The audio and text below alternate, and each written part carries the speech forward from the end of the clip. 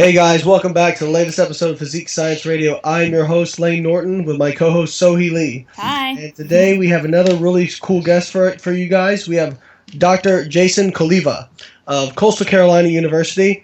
And this is pretty cool for me because, you could also known as Big Red, for anybody who goes way back on the bodybuilding.com forums. Jay and I were kind of got into this together. So, first off, how are you doing this morning, Dr. Cholewa? I'm doing great, thank you. Awesome. Well, thank you for joining us. I appreciate it. I got ahead of myself. I got excited. So, for people who don't kind of know people know my story, but really me getting into this industry started on the bodybuilding.com forums. And I remember I was getting ready for my first show. It was 2001, late summer, and I was reading the forums. And this is back in the, now bodybuilding.com forums have over 10 million members. It's insane. And I was getting ready for my show, and the message board back then wasn't anything fancy. It was literally ran chronologically. So if you posted a topic in, say, September, and it was now November, you would have to scroll all the way back up to find your topic. They didn't organize whatsoever. It wasn't like when the last post was done, it would just bump it back up to the top. It was just totally chronological by thread start date. And I was posting a lot in the team bodybuilding session, and Jay was in there. His screen name was Big Red. And we started corresponding quite a bit, and actually met up for a few training sessions while we were in college. And actually, interestingly, Jay drove. How far did you drive for my second show I ever did? Well, it was supposed to be a 12-hour drive, but when it was all said and done, between getting lost and everything else, it took approximately 24 hours. Wow. From Rhode Island to Indiana. Yeah, and you picked up quite a few people along the way, didn't you?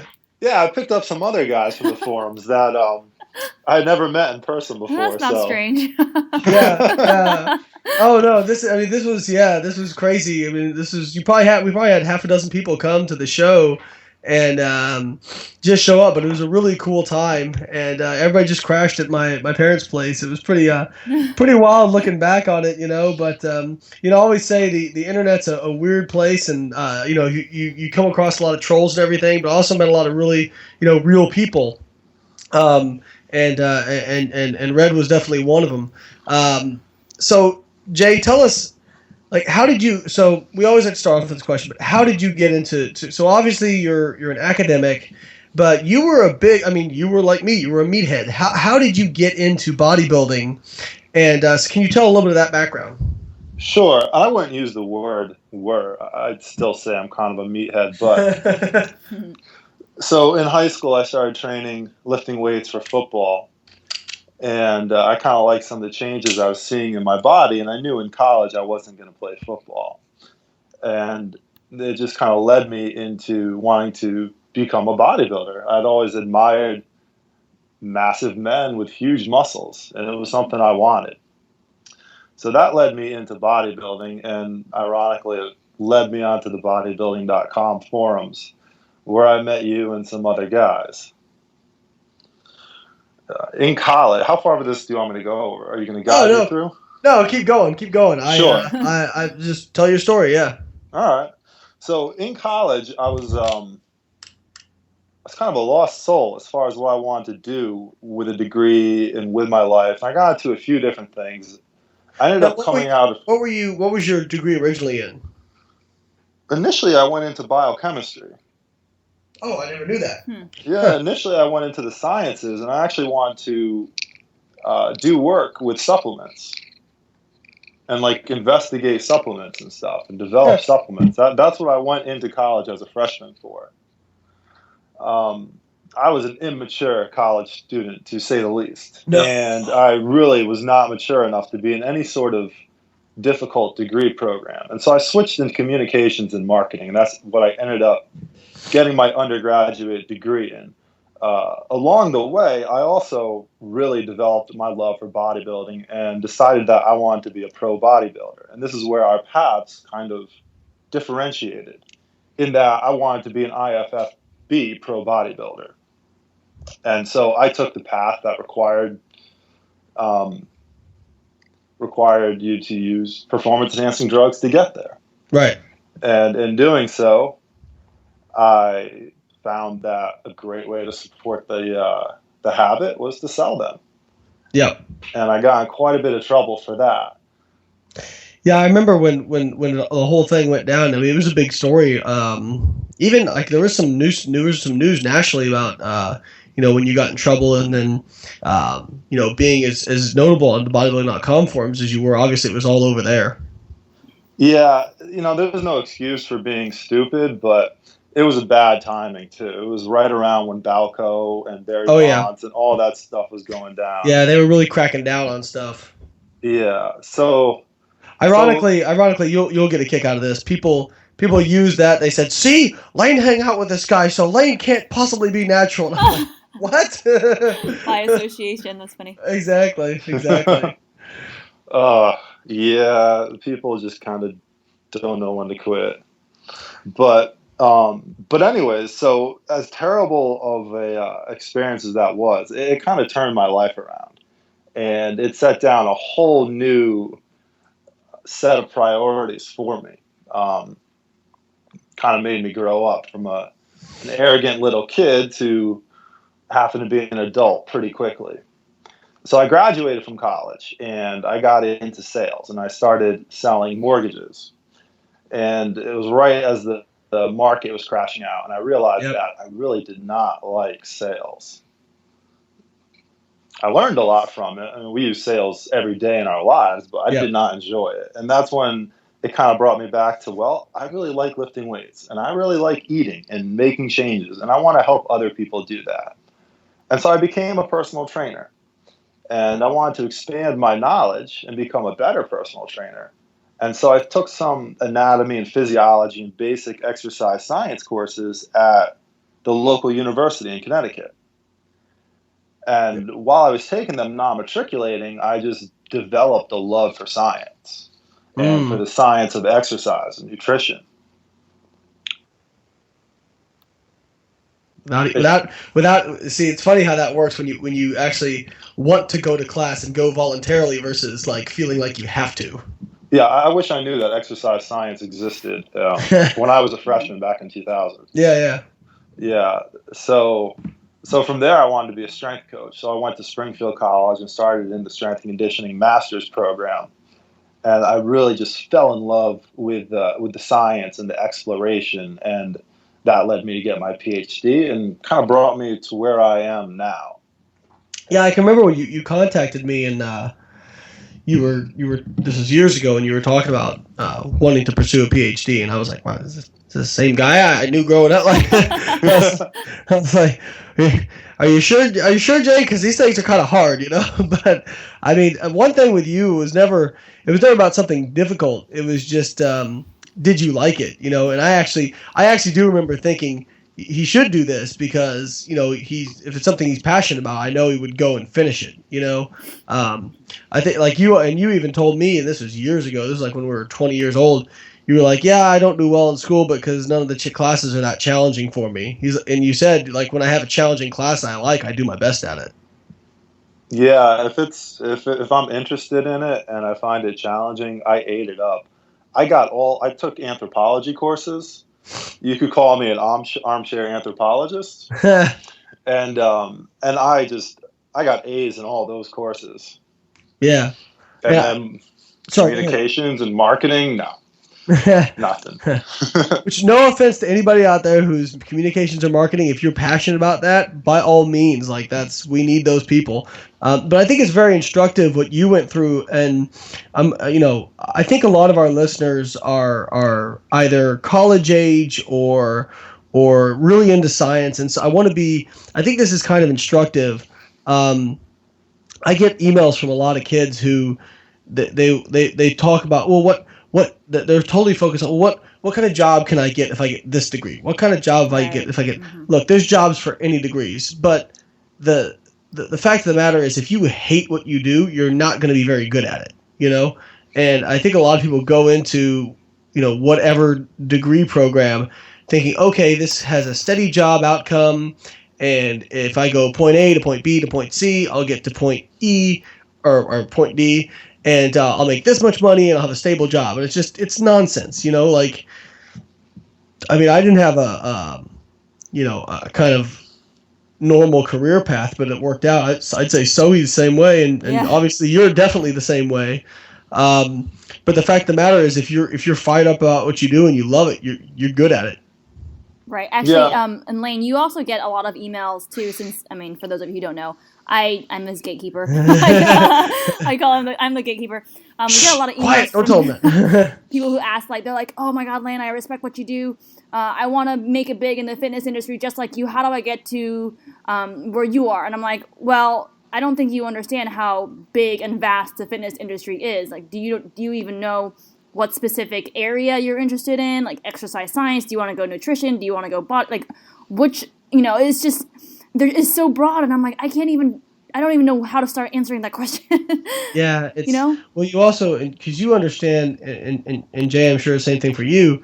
Like if you look back at how much work actually went into it, if you had to go describe that to somebody, you kind of sit there and like I was telling somebody kind of, about the PhD process and all this stuff, and I look back and I'm like, God, if I had to try and talk myself into doing this again, I don't know if I could do it. You know what I mean? Like, which is funny, when I met Dr. Joe for the first time, my first coach, I told him kind of because he was helping me with my prep, and I was sitting there thinking, wow, this guy preps bodybuilders and that's his job. Like, this is amazing. Yeah. I kind of blurted out, I want to do what you do, and I'm 19 years old and I don't know shit about shit.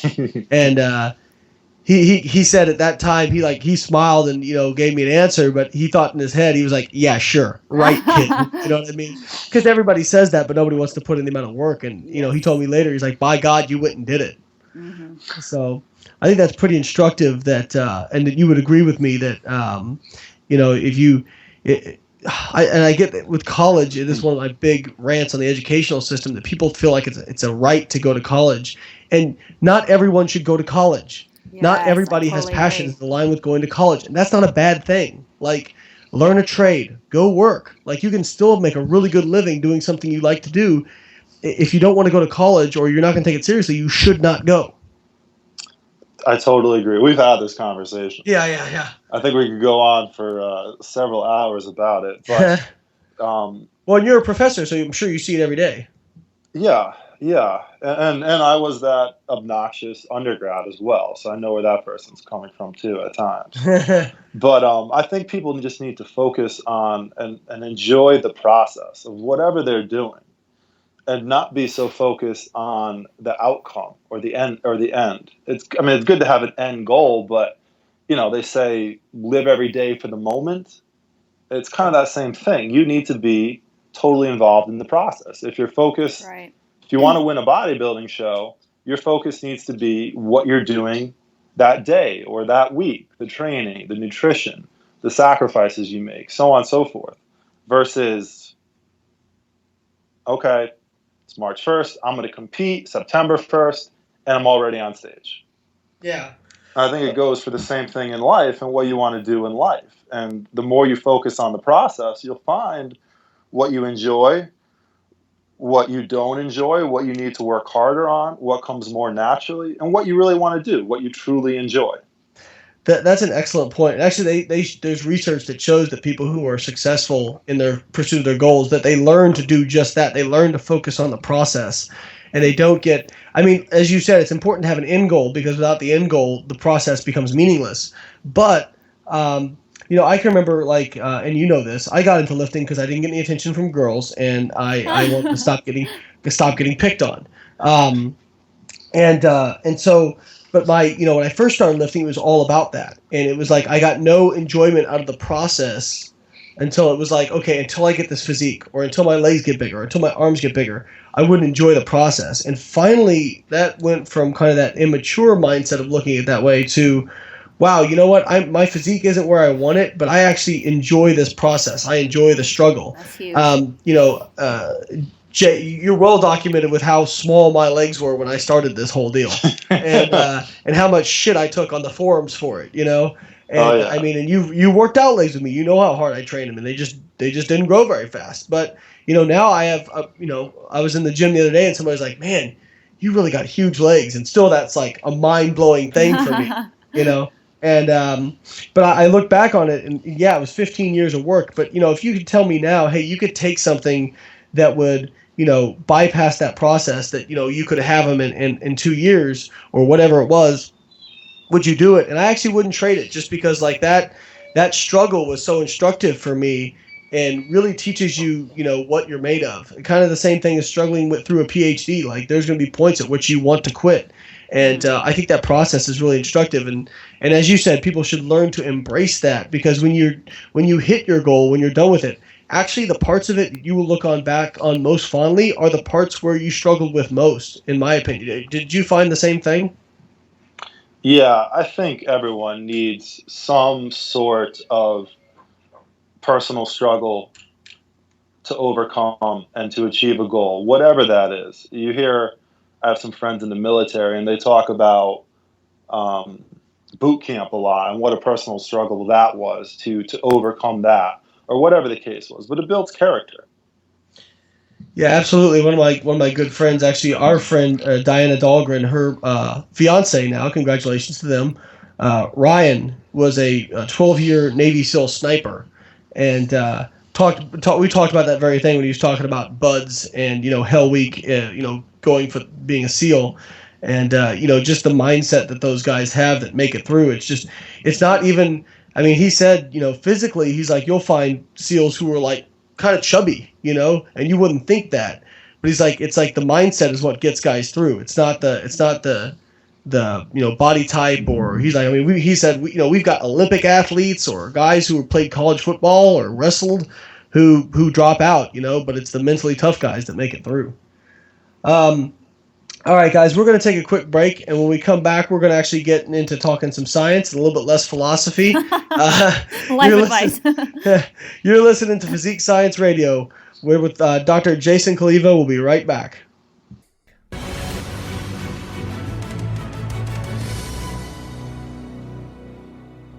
Hey, guys. One of the things that's always on my mind is, how can I give back to the industry that has done so much for me?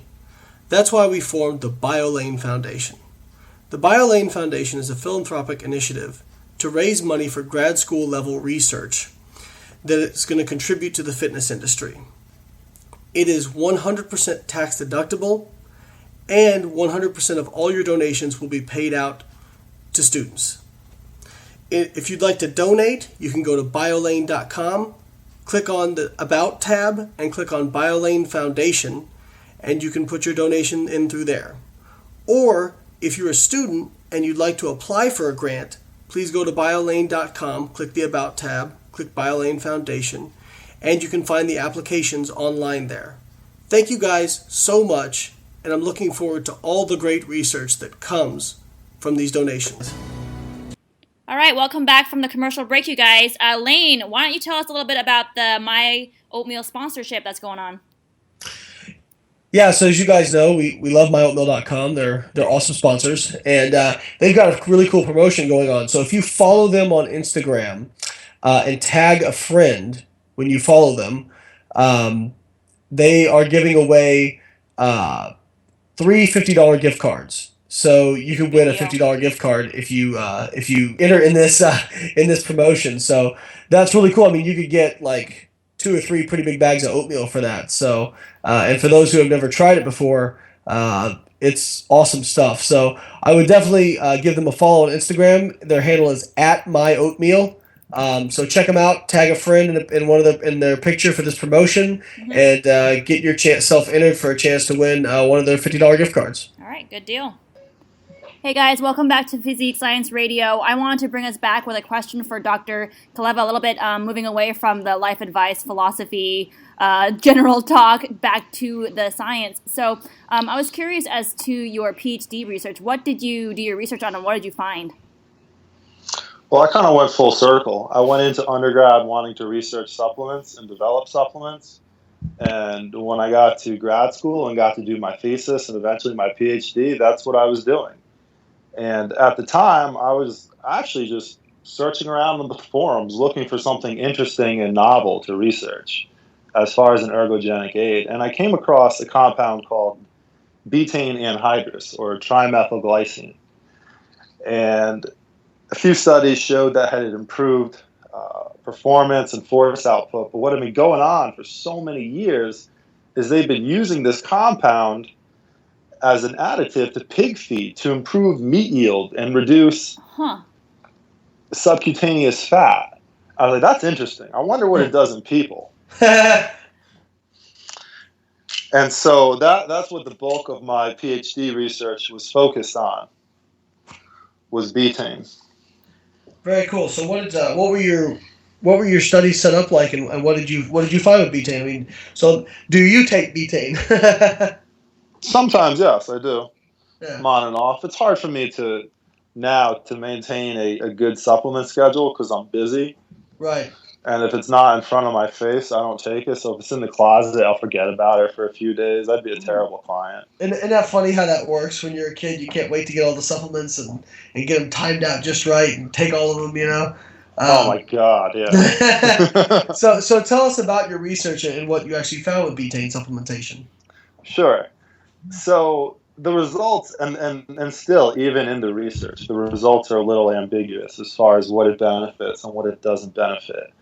But first, I was looking at the performance aspects, and all the research that was done predominantly in active or untrained individuals. And they were finding, in some cases, that if they saw power improvements, or they saw strength improvements, or no power improvements in this study, but strength improvements, and then the next study would be the exact opposite.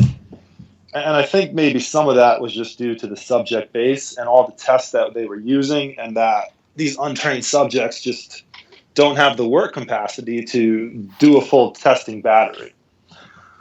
And so I wanted to see what it did in trained individuals. And at the time, I was coaching a bodybuilding and powerlifting team at Springfield College. I was an assistant coach.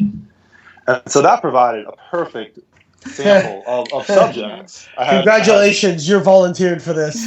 Yes. And so I think when people, and this is getting off a little bit, but I think when people evaluate sports supplement research, and they don't seem to realize how difficult it is to recruit subjects and to maintain subjects, and especially if you're doing a training study, the attrition rate that's generally associated with that. You might start with 30 subjects and finish off with 10. Mm-hmm. Yeah. But anyway, so that's what I wanted to look at. I wanted to look at in men, specifically training for strength and hypertrophy. What are the effects? And the next step was, why does this work?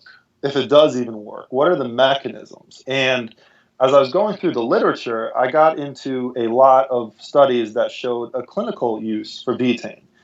And it was used to treat hyperhomocystinemia. And homocysteine it's a metabolite of methylation metabolism. Yes. And they also call it a potentially toxic amino acid, although I hate to use that word. But it is associated. Yeah, exactly. That's the point. We talk about this a lot, that elevated homocysteine levels are associated with heart disease. Now, there's a debate as to whether or not homocysteine actually causes heart disease. Remember, correlation is not necessarily causation. Precisely. But anyway, so they use it to treat hyperhomocystinemia, or having too much homocysteine. And when you have excess homocysteine, some of it is converted into homocysteine thiolactone, which blocks the ability of insulin and insulin-like growth factor to stimulate protein synthesis. Or it inhibits it. I shouldn't say it completely blocks it. Right. And so betaine provides methyl groups to transmethylate homocysteine back to methionine, for lack of a better term, to detoxify it. Mm-hmm. Which I also hate that term, but I'm using it just to keep things simple. And so you're saying we should do a detox, and a cleanse on top of it, right? You should probably do a. My suggestion would be espresso and blended habanero peppers via enema. I think that would provide the most powerful detox on the market. We should trademark that, Lane. Yeah. Okay, you and me. We're coming. Wow, I lost 10 pounds. I feel so much better. No shit. No shit, pun intended. So anyhow, I was looking through I'm still going through the research and trying to uncover potential mechanism. That's what I came to. And then I was looking and I saw that in athletes involved in intense training have higher levels of homocysteine than most normal individuals. Especially, they looked at it in Olympic athletes and they found elevated homocysteine. And then the other aspect is betaine and folate play a role in transmethylating homocysteine back to methionine.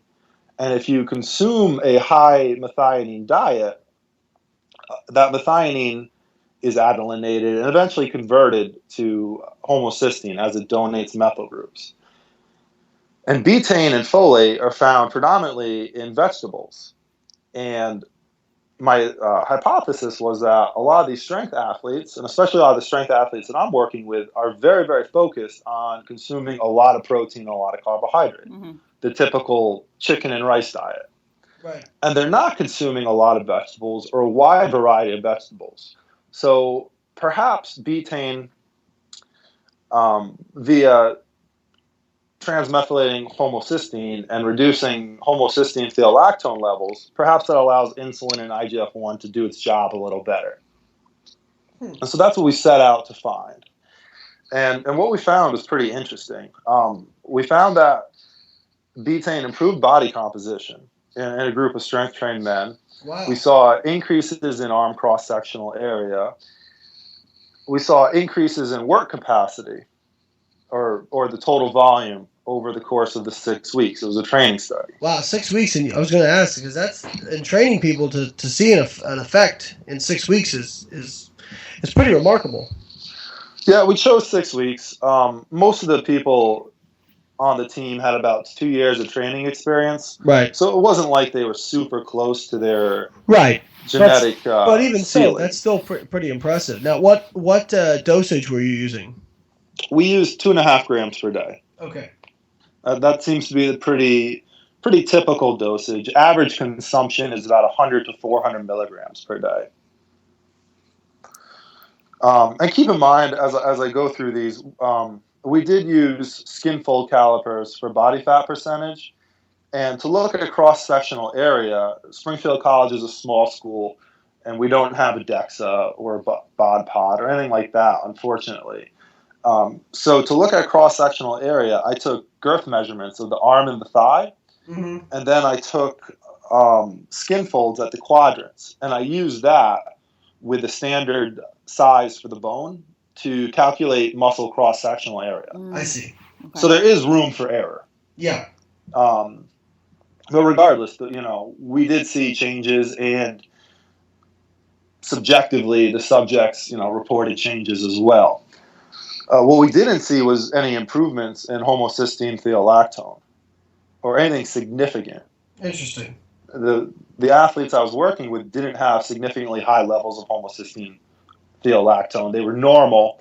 And we saw that betaine kind of attenuated a rise in homocysteine thiolactone. The study corresponded to the end of the school year, and so from week 2 to 6, they were all living back at home with their parents. So it's possible they were eating richer foods, and that can lead to higher homocysteine. But anyways, even though it was statistically significant, it didn't appear to be physiologically significant, since it was at the very low end for both groups. Right. And so now the question becomes, how does this stuff work? Like, what is it doing to improve body composition and potentially improve force output? And so that's the next investigation. Based on your research, what is your current recommendation to the public, to the general, the average physique athlete? Would you recommend your 2.5 grams a day that you use for your research study? Sure. 2.5 grams has been shown to be effective. We've seen in other studies improvements in performance, although they're still ambiguous. There is potential for increases in force output, and in our study we saw improvements in body composition with 2.5 grams. Cool. So I don't foresee a reason to use more. I'm always under the impression that less is more, and use whatever you need. With that said, they have investigated dosages of it quite high, up to 20 grams per day. Wow. In human studies, in some cases, and in clinical use, it's used around 5 grams per day in some cases. And so, I don't think it would necessarily harm you. The major side effect associated with betaine supplementation is it's a very powerful osmolyte. So when we were making these capsules, just to give you an idea of how powerful an osmolyte it is, I was making them in early May in Connecticut. And I left some powder on the table, and I walked away for 5 or 10 minutes. And I came back, and it wasn't that humid of a day. Where that powder was now a pool of water. Wow. And so your tissues absorb the betaine, especially your muscle tissues, especially when they're under some sort of stress, such as exercise. So they absorb the betaine, and then that betaine sucks in water. And that's probably why we saw those increases in lean mass, is just a much more hyperhydrated muscles. So kind of like a creatine effect. Yeah, I see that. And actually, there's data in the literature that actually shows that it increases plasma volume. So, if you give a damn about a pump, that would be something that should be helpful based on that. Exactly. Yeah. And so with that osmolyte effect, and this I've experienced personally, the major side effect is GI discomfort. So if you take a high dosage of it, especially on an empty stomach, you have betaine in your intestines that's pulling water into your intestines, and you can imagine what the effect would be if you don't absorb that betaine. So that's my caution. It would be a good cleanse, it sounds like. Oh. Okay, so betaine, habanero, and what was our other ingredient? Espresso. Boom. That's it right there. All right. Well, on that note, we're going to take a quick break, and we'll come back and we'll talk about more of your research that you're doing now. You're all listening to Physique Science Radio, and we're talking with Dr. Jason Cholewa.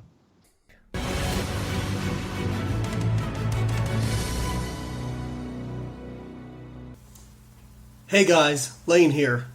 Well, you all know how much I love variety in my diet. I can't stand eating the same bland food every single day. That's why I love www.myoatmeal.com. It's an amazing website where you can go and customize oatmeal. I know. Why would I want to go customize oatmeal? I can eat it right out of the bag. Well, let me tell you why. MyOatmeal.com has 22 billion combinations of flavors and ingredients. You heard me right. 22 billion combinations. Whether you're picking out a pre-made blend or making your own customized blend, they have all kinds of flavors. Want red velvet cake? No problem. Snickerdoodle? You can make it happen. Butter rum? Oh yeah. Cheesecake? You can get it done. And you have all kinds of additives you can add. Apples, raisins, pears, nuts, all kinds of seeds. And you can sweeten it any way you want. Need to eat gluten-free? No problem. They've got it. The best part of it all? The macros are listed as you're customizing your blend, and they change depending on which ingredients you add. Eating a little bit lower carb? No problem. Choose ingredients that make your carb count lower. Need more protein? Add higher protein ingredients. You can customize your blend to make it almost any breakdown that you want, and the prices and macros change as you change your blend. So go on over to www.myoatmeal.com and check out some of the blends that have already been made, or be adventurous and make your own. That's myoatmeal.com. Check it out, guys. Hey guys. You know me, and you know I love cooking up macro-friendly option meals. But sometimes when I'm always on the go, that's just not an option. So when I'm on the go or can't cook a meal, I love Quest bars. You know I love protein and fiber, and these are packed with 20 grams of high-quality protein and super high in fiber. And it's easy to stay on target when you've got Quest bars that you can bring with you anywhere. They're delicious compared to other bars that taste like bricks and leave you feeling gassy and bloated. So pick up a bar of Quest bars today at questnutrition.com, GNC, and Vitamin Shop. Also, follow them on Instagram at Quest Nutrition and youtube.com/Quest Nutrition for great recipe ideas to keep you on your goals but eating delicious. You're back on Physique Science Radio. We're talking with Dr. Jason Cholewa, and he's doing some really interesting research at his current school now, Coastal Carolina University, where he is a professor. And we're going to get to that, but first, as we always do, we have discussions between segments. And Sohi had a question for Dr. Cholewa that I think sometimes, Jay and I get talking and we forget about, the actual obvious questions. So, Sohi, please go ahead and set us straight. Well, yes. Well, this was a related follow-up question that I had regarding the betaine that I'm sure that a lot of listeners will be wondering as well. Specifically, 2.5 grams a day, sure, but what time of day do you recommend we take it? Empty stomach, fed state, right before training, after training, or what are the specifics of all of that? I would not suggest taking it on an empty stomach from personal experience. Right. With that said, the absorption rate of betaine is changed by consuming it with food. It's absorbed slower, but the absolute absorption is not changed. Mm-hmm. So if you take it with food, it might absorb 90 minutes slower than it would if you took it on an empty stomach. But if you take a gram and a half is going to be absorbed. So I would take it with food. And as far as time of day, it really doesn't matter. The way that we think betaine works is you take it, it's absorbed into the blood, and then your tissues absorb the betaine. So your muscle tissues would absorb the betaine. And the more stress they're under, it appears the more betaine they're going to take up. Very cool. Very so it's almost like a creatine effect, almost like a saturation effect. Right. Precisely. That's what my hypothesis is. Correct. So 2.5 grams per day. If you want to split it up into 1.25, that's fine. If you want to take it all at once, I think that would be perfectly acceptable as well. Take it with food. Okay. Very cool. Thank you for that clarification. Now, tell us, you've kind of gone away a little. Well, not I don't want to say gone away from, but you have talked to me at length about kind of the stuff you're doing now with athletes at your university. Can you tell us a little bit about what you're doing right now? Yeah, it's really exciting. I was approached by our athletics department. Actually, all the professors in my department were to see if we could come up with some sort of consortium for a high performance model. And my role in this has been working on nutrition with the athletes. And what I found just through speaking with them and talking with them is a lot of these guys really don't know how to eat. Their knowledge of nutrition is not all that great. Yeah. That's putting it lightly. Oh my gosh, that drives me crazy when they're like, well, I'm a Division I athlete or I'm a college athlete, therefore I know all about nutrition and performance. And I'm like, no, that's completely different. No. So just to speculate, some of them come and their high school coaches have told them things. A lot of times their high school coaches really do not know anything about nutrition either. Boy. And the fact that they're stating it from an authoritarian standpoint makes it all the more negative or potentially dangerous. Right. Yeah. It's like saying, oh, but I'm a personal trainer or I'm a bodybuilder. Right. But so that actually makes me less inclined to think you know what you're talking about. Hey, you know what? I got some money in mutual funds and I've gotten a pretty good return. How about you give me a couple $100,000 and I invested for you? Yeah, I made a post on Facebook one day, not to go off on a side rant, but you'll appreciate this. And of course, people who want to be offended were offended. But I said, saying, "Oh, look at me, I've gotten this good physique. I know what I'm talking about," is like saying, "Oh, look at me, I beat cancer, and so therefore I'm qualified to be an oncologist." I remember that. That was, oh my God, the comments were infuriating.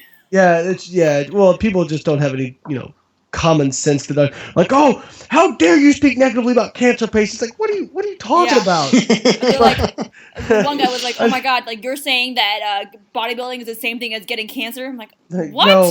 Where did you draw that from? Yeah, it's if you ever want to have no hope for mankind, just read some of the comments on my Facebook fan page or my YouTube. You really and you start to realize that there is no way the human race is making another 100 years. We're going to go extinct. So enjoy it while it lasts, people. Anyway, I'm sorry, Jay. Please continue with your with your thought on we were talking about athletes and their lack of knowledge of nutrition. No problem. And so that's one part is where they get their nutrition information from, and whether those people have even the slightest clue or not. And the other aspect of it is a lot of these guys are pretty genetically gifted. To play at a Division I university, regardless of where, you need some level of good genetics. And for a lot of them, they were kind of like a big fish in a small pool in high school, where they were just dominating their competition. And now they come to college and realize that the playing field is level. Mm-hmm. Recently, I just completed a study with the baseball team, and it lasted approximately 10 weeks. And what we wanted to see was what these athletes knew about nutrition, what their food behavior was, and if we implemented a nutrition intervention, how would it affect their knowledge of nutrition, their food behaviors, or their nutrient intake, and ultimately, how would it affect their performance and their body composition? Because these are the two things that really are going to determine their effects on the field. Do they get leaner and do they get stronger? If they get leaner and they get stronger, they're going to be better athletes for the most part. Right. And so I guess you could kind of call it a flexible dieting program. Woo, yay! Like we brought them into, so we did a few education sessions. We did one large one, and then we met once a week over dinner, and we would eat and talk and reiterate and reinforce the education component. And what we also did was we created packets. So we determined, based upon their body composition, anthropometrics, and their activity levels, and they're all doing pretty much the same activity, same training, same baseball practice, same conditioning, so on and so forth. Their individual calorie and macronutrient needs. And we assigned homework or packets. Just to give you a quick rundown, one of them, I'm going to open it up right now. I don't have it on here. One of them looked like it consumed 5 servings of lean meats per day. And we educated them on serving size. Consume 3 servings of dairy. Consume 1 protein supplement. Sure. Consume however many servings of starch and fruit and vegetable and so on and so forth. And if they went through and checked these things off, they would meet their energy needs. Right. Now, we haven't compared the food intake yet compared to actually what they were assigned to eat. But we did I had to get some information over to the coach. So we did look at improvements in 24 of the athletes. I haven't looked at the controls yet. And as a team, we gained about 80 pounds of lean muscle mass. That's cool. 24 people. We lost 30 pounds of fat. Our body fat percentage went down on average about 1%. Each player on average gained 3.5 pounds of muscle and lost a little over 1 pound of fat over the course of 10 weeks. So recomp, pretty much, body recomp. Yeah. And that's so great. Again, we're working with guys that have number one, they have a high genetic ceiling. Right. As far as training goes. Number two, they are involved in a lot of training. Mm-hmm. So they're lifting 3 to 4 times a week. They're conditioning 3 to 4 times a week. And then they're spending about 20 hours a week working on baseball skills. Mm-hmm. So they're doing a lot of activity. Anyhow, we looked at other numbers. We looked at, where are they here? We looked at squat, and we saw that on average, our squat increased by 50 pounds over the course of that 10 weeks. And what I thought was most telling is that the vertical jump increased and the broad jump increased. And we saw the greatest improvements in vertical jump and broad jump in the people who had the greatest improvements in squat and the greatest decreases in body fat percentage. Mm-hmm. That makes sense. We looked at a bunch of other baseball-specific numbers too, like 60-yard dash, 10-yard dash, pro agility, so on and so forth. And they seem to follow the same suit. The guys who got leaner and got stronger became faster, better jumpers, more agile.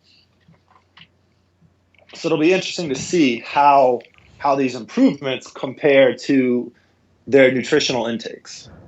Yeah, that's pretty cool. That's what I take away from that, and you mentioned how D1 athletes, so very, genetically gifted, et cetera, et cetera. So, and you talked about how someone will say, "Well, I'm a D1 athlete, right?" So, and it's like, and they'll say, as a kind of a validation as to why what they're doing works. And I always like what Dr. Zordo says. Well, anything can work to a certain degree, but it doesn't mean it was, optimal. With the understanding that we never will. Optimal is like perfection. You never actually get to it. You just try to get close. Yeah. But and what you're showing here, Jay, is yes, all these guys were probably stronger than the average person, had better physiques than the average person, all that kind of stuff. So what they were doing worked. But look what happened when you got them consistent on a nutrition program and a lifting program. It worked much, much better. I think that's the point to take away from this sort of thing. Yeah, I agree. The results are awesome, and the group of guys I was working with were awesome. They were all very eager to learn and participate and everything else. So it came out really well, but you can always be doing something better, learn something new.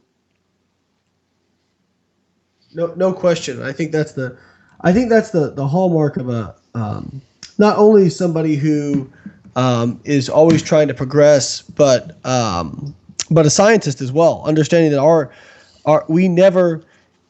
I think if you're a scientists get in trouble when they say, okay, this is the way things are, without acknowledging that our understanding of the universe changes constantly, and that is a huge deal because a lot of people will say, okay, well, they'll look at research 20 years ago and say, this worked. And it's like, okay, yeah, it worked. And then they'll look at research now and they'll say, okay, well, this is different, so something must be wrong. Well, no, it's not that something is wrong or right. It's just that our understanding of things evolves. And a lot of times when you see, I get this a lot. I don't know about you, Jay, or Sohi, but I hear people say, no, I don't pay attention to science because one study says one thing and one study says another thing. Huh? But I get that a lot. And the thing is like, well, did you actually read the studies? Right. And the answer is always, well, no, I read an abstract or I read it on such and such's blog, and it's like, well, right. Then you can't really make that claim. Because if you actually look at studies, typically it almost all can be explained by research design. And like you were saying, the betaine supplementation was kind of ambiguous in the literature, but it probably boils down to differences in research design. Mm-hmm. Yeah, I think when you're looking at a subject, what I like to do, what I think is really cool, is I collect all my literature and then I put it in chronological order, or I try to. And so I start that's a great with idea.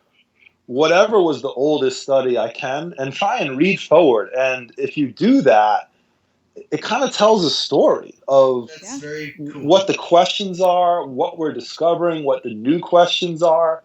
It's almost like reading a novel. I do that before I go to bed at night. Some people might read, I don't know, the girl that shoots the arrows in that movie, that book. I think LeBron James was reading the series. The Hunger Games. Yeah, the Hunger Games, or whatever the case, And so, oh, that's funny. So I have right before they do their habanero cleanse. Yes, absolutely. So anyway, so that's kind of how I like to approach things, and it makes it interesting. It's like reading a novel for me.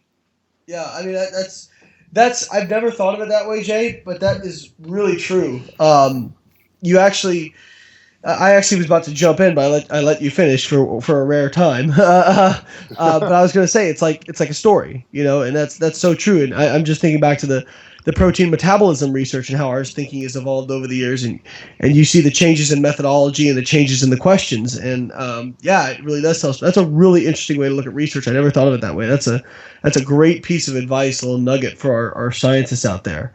I think we're going to take another break, and we'll come back and wrap up the show. You're listening to Physique Science Radio with Dr. Jason Cholewa.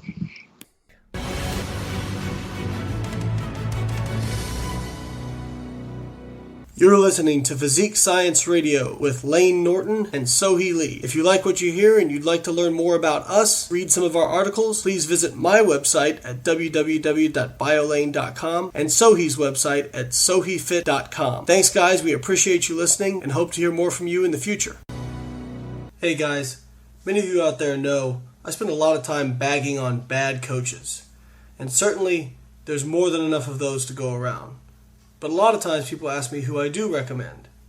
Well, one person we can recommend wholeheartedly is Paul Ravella of Physique.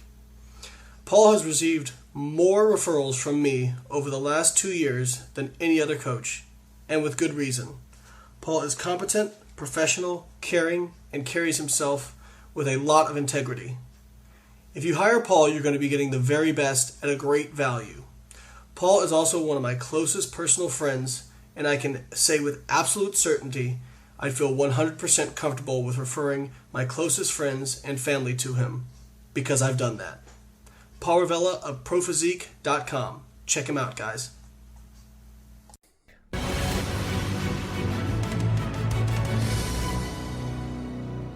All right, hey guys, as usual, we were having a discussion over the break, and we were talking about some questions that Dr. Jason Cholewa gets from his students at his university. Specifically, there are a lot of times people are very eager to learn, students who maybe don't have their PhDs yet, like, someone including myself, and a lot of the listeners out there, when you're reading about science-related topics, like, I don't know, let's say meal frequency, for example. How do you know what sources to read, and what where can you go for credible information, and what can you really believe? So where do you go for that kind of information? I guess this is a question for both Lane and for Dr. Cholewa to answer. Good question. I'll take it first if you don't mind, Jay. Yeah, please. So I think the first thing is as a student, if you're really interested to learn, and I mean that, if you're really interested to learn and not just reinforce whatever your bias is, okay, because there is a difference. Yes. All right? 90% of people who ask me questions do not actually care about the answer. They just want me to reinforce whatever it is they're doing, okay? If you actually care about learning and you have an open mind, then do not be offended by the answer, okay? If it's different than what you thought, that's a great thing, actually, okay? If you find out something different, that means you were doing something wrong and now you can get better. Right? Now you're going to get even better. So I think it's important not to be offended, all right? So that's one thing. And, you never want to tell people, and I'm sure Dr. Cholewa is the same way, you never want to tell people don't read stuff, right? Because you want different opinions and different viewpoints. But you need to distill down. I'm always shocked at the number of people who don't actually understand what peer-reviewed research is. Like, I'll be in a debate, and I'll say, well, can you please show me some peer-reviewed literature to support your statements? And they'll send me an article to a website. And I'm like, no, that is not peer review, okay? So, and they'll say, oh, it was by a doctor. Well, I don't care. I gave a speech at Eckerd College, my alma mater, a while back, and it was to a class of mostly non-scientists. And I said, well, you can still use scientific thinking to your advantage. And I listed up and I said, who am I and why should you listen to me? And I listed all my accolades and degrees and all this. And at the very bottom I said, and none of that is any reason you should listen to me. Okay, you should listen to me because I provide you with evidence. All right? So you should follow people and blogs or read online of people who provide evidence and check the sources. All right, first off, if they don't actually provide any references, there's a good reason for that, probably because they have none, okay? Trust me, as a scientist, if I have a piece of info that will back something up, I'm going to cite it. You know what I mean? Like, I want to be legit. And then check those references. Go actually read the references. Don't take somebody's word for it, because at the end of the day, what I tell you in an article is my opinion about the data. You may read it and have a different opinion. And I'll have people who will say, well, I can't understand studies. It's not worth it for me to read them. Yes, it is. Okay? When you first started doing math, you didn't understand math either, but you did it long enough that it started to make sense. It's the same thing. If you read studies long enough, they will start to make sense to you. Okay? And if you have to go, Google what is mTOR, what is P70S6 kinase, all those different things, then do it. learn about it. But read the research, okay? I think it's okay to read blogs and all that kind of stuff, but you should always be, if something doesn't pass the sniff test, if you can't answer, show me the evidence. And we'll take meal frequency, right? People will say, well, you should eat more frequent meals because it's like, if you have a fire, you don't need to just throw a bunch of logs on all at once. You only need to throw one log on to keep it burnt, But now my question is, what in the hell does that have to actually do with metabolism? Right. Okay. But people listen. That's clearly not a pyromaniac. Because I'm saying throw them all on. Throw them all on, yeah. And just keep throwing them on.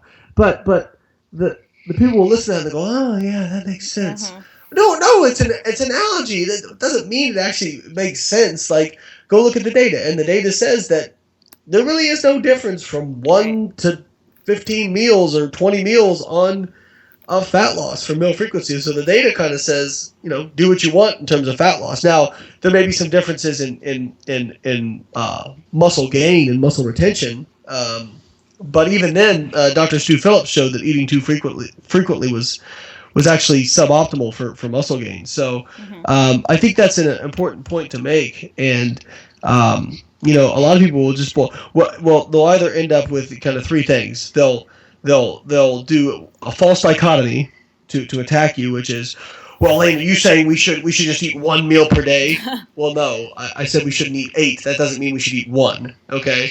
Or then they'll ad hominem attack you. They'll say, "Wow, you're a stupid head." It's like, okay, well maybe I am, but that doesn't change what the data says. And then they'll say, "Well, this worked for me." The one that you can't, there's no comeback to because it's not even a scientific statement. Right. So, So now I've kind of gone off on a nice 5-minute rant there, Jay. Do you have anything to add to that? No, that was good. I kind of look at it from a different perspective as far as we have a wonderful base of students here at Coastal Carolina, and I'm fortunate in that I teach mostly juniors and seniors. So by the time you get to junior and senior year as an exercise science major, you've been put through the ringer and sorted out. And I never want to discourage my students from learning. So if they pose me with if I ask a question and they answer it with what would be considered a myth, that's always kind of what kills me, is how to answer that while encouraging their learning. And I posed this question on the ISSM Facebook page, and some people said, well, just tell them to go do a PubMed search. And for college students, for the most part, that's not going to suffice. As much as I wish it would, and I could say, well, let's do a PubMed search and read some articles, a lot of these kids have jobs and all those other things that get in the way of life, of doing research. So I'm trying to steer them to position stand papers. The ISSN has some great that I've been steering them to, and some other reviews of literature that are on a more understandable level, like a junior or senior level. And so that's what I'm trying to steer them to. And I'm also trying to get them to question, like Lane said, some of the references that people are using. A great article that this was published in like 2010 or 12, but I know you've seen it, is the Smoking Enhances Aerobic Endurance article. It was pure satire, but the first paragraph said this is strictly satire, and it shows how irresponsible interpretation of the data or biased interpretation of the data or whatnot. But they basically made a really convincing argument by massaging, or what Dr. Lehman calls torturing the data. To basically convince you that smoking enhances endurance exercise. And actually, if you read the article, it's cited, and you say, wow, that actually makes sense, but it doesn't. Like, if you actually look at the endpoint of smoking and effects on exercise, it decreases exercise performance, but they made, through different mechanistic, kind of, like I said, torturing the data, made it sound like it actually could enhance it. Yeah, Dave Asprey, the Bulletproof CEO. Yeah. That guy, he has whoever writes his stuff does that as well. And I've been in discussions on social media where I actually pulled up all the references, and went through them, and just looking at the abstract, it doesn't pass the sniff test. Yeah. Well, you mean you don't need to do some nutrition hacking? You don't need to do life hacking? There's a website, and this is legit, and I show it to my students, and it's a bulletproof coffee enema. Oh my god! Hey, What? damn it! They took our idea already. Got to put some habaneros in there. Yeah, that's true. That's true. That's really bulletproof right there. Yeah, unfortunately, when you get into those sorts of things, Jay, and I have a video out there called "How to Avoid Becoming a Zealot," and thinking for yourself. I think a lot of these kind of clans, that in nutrition, it really pops up a lot. That people like latch onto a quote unquote movement, and the leaders of these movements encourage that sort of cult thinking. Yes. And if you question it or even say something, I mean, they attack you voraciously. Like, I'm sure you took a lot of blowback for just asking for evidence. And that was like when Sohi and I did that article on intermittent fasting. I'm sure. Oh my gosh. Yeah, it was, we offended the church of intermittent fasting. Yes.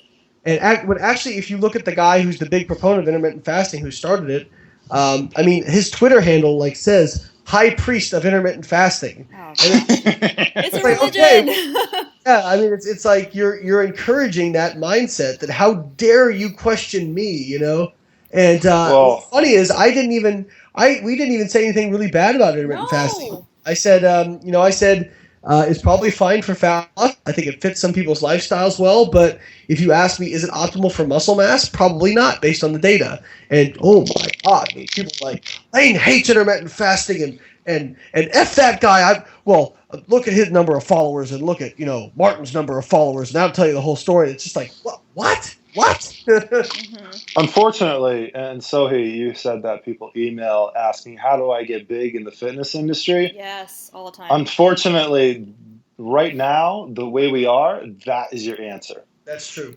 Nobody wants, or at least I shouldn't say nobody, because there is a large group, but they're definitely in the minority that wants to follow people who say, I am not an expert. I am not an expert. Yeah. I don't like when people call me an expert. I get really pissed off when people call me a guru. Oh, yeah. I'm not an expert. I'm not a guru. But that's what people want. And I don't know. But, we can go on with what's wrong. But we can talk about what's good, too. Yeah, I wanted to jump in here with a quote from Bertrand Russell. It's one of my favorite quotes. And I put this up in my last talk. And Bertrand Russell, he said, the whole problem with this world is that fools and zealots are totally sure of themselves, and wise people are filled with doubt. That is a badass quote right there. That's powerful. Yeah, it's very, very true. So speaking of that, Sohi and I are always very, trying to give out information for people who are good to follow, for good coaching info. And you do some coaching online now, so... if you wouldn't mind telling people where they can find out more about you and more about your services that you offer, would you mind dropping that for us? No, my pleasure. You can contact me in a number of ways. I have a website. It is jasoncholeva.com. How do you spell Cholewa? It's Cholewa. Okay. Not to be confused with Kalua, which is what I called him for years. Yes, it's pronounced Kalua. I mean, it's not. It looks like it's pronounced Kalua. Excuse me. But so you can go on my website, and I have some research reviews, some blogs, some videos. We're in the process of updating it. There's also a coaching section if you want to contact me and inquire about coaching. I also have a business Facebook page, and that's Big Red Physical Performance. Awesome. Big Red. Awesome. And so you can follow me there and contact me there as well. Awesome. Well, Dr. Cholewa, we really appreciate you coming on. This has been very cool for me just because, seeing how far you've come and us both kind of starting in the same place, having different paths, and then kind of intersecting in the same place, 15 years later, or 13 years later, so it's pretty cool for me. So thank you for coming on the show. We really appreciate it. Yeah, my pleasure. I had a blast. Awesome. All right, guys. Thanks for listening, and we'll catch you all next time. All right. See ya.